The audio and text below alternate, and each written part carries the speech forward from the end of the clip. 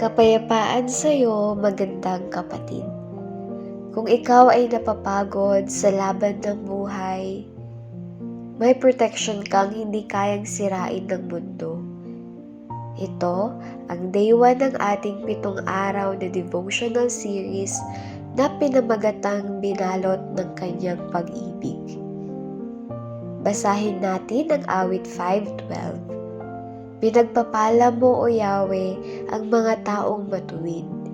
Gaya ng isang kalasag, sila'y pinoprotektahan ng iyong pag-ibig. Napakaganda ng larawan na ibinigay ng talatang ito.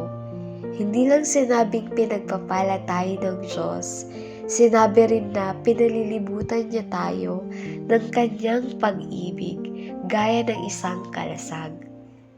Ang kalasag ay hindi dekorasyon.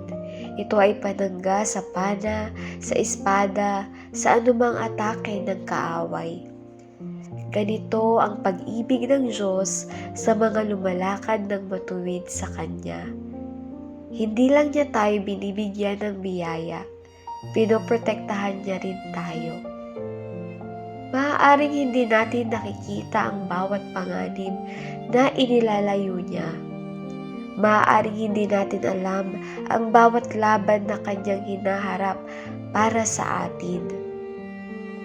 Pero araw-araw ang pag-ibig niya ang ating panangga.